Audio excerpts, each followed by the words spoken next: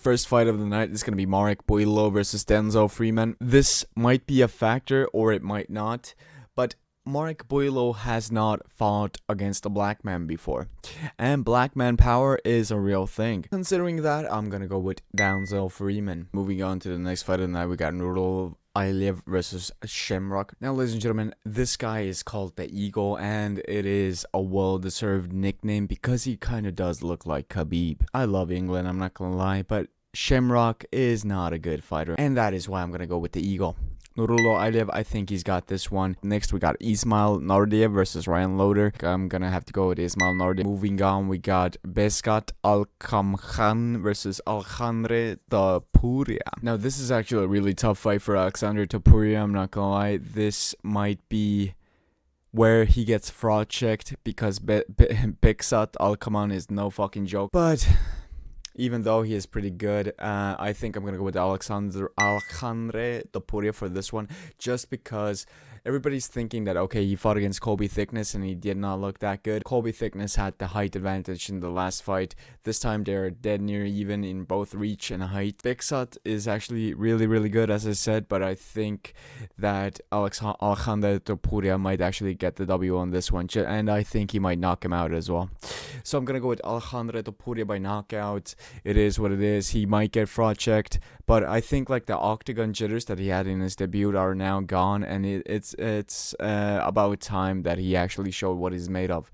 So I'm gonna go with Alexandre Topuria. Moving on, we got Abdul Rahmanov, whatever the fuck that name is. Yeah, fuck you. No, Tsarukyan is a fucking dog shit fighter. So I'm gonna go with Abdul. There's no fucking explanation needed, guys. I'm not gonna lie. Like, you have to trust me on this one. Moving on, we got Nicholas Dalby versus Saigid. Nicholas Dalby is actually a marauder. If he was against like some pussyo, I think I would pick Nicholas Dalby, but Saigid has a really, really nice record. He was like 22-2 or something. He was a champion in like multiple different organizations before. So Nicholas Dalby, I'm sorry, brother. I do respect the way you fight, but this time I think that having heart is actually still not enough to get the W for this one. So I'm gonna go with Saigid. Moving on, we got Bogdan Grad versus Luke Riley. Bogdan Grad, yeah, where do we go with this guy? If he was against like a trash can, I would pick Bogdan Grad, but Bogdan Grad is not up against a trash can. He's against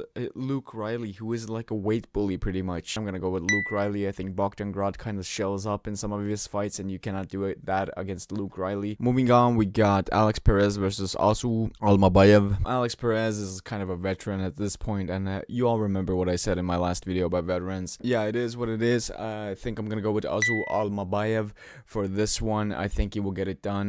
This is kind of a safe pick, to be honest with you guys. I got Azu Almabayev winning this one by a finish. Moving on, we got Taigir Ulanbekov versus Kyoichi Horiguchi. Now, where has this motherfucker been? Kyoichi Horiguchi was in the UFC in like 2018, 2017. I saw his fights like a fucking decade ago. Is it the Japanese military service? Is it some injuries? Probably both. You missed out, Kyoichi. You missed out big time. The Russians are in the UFC now. Taigir Ulanbekov is one of those Dagestani motherfuckers of the new generation, so I'm just gonna pick Taigir Ulanbekov for this one. Okay, moving on, we got Sergey Spivak versus Shamil Gaziev. Next up, we got Jack Hermanson versus what the fuck? Jack Hermanson is at welterweight? I don't know. Maybe like Robocop knocked his fucking brain cells out of his head. Goroblai has the lighter man skill advantage anyways, and he might get it done.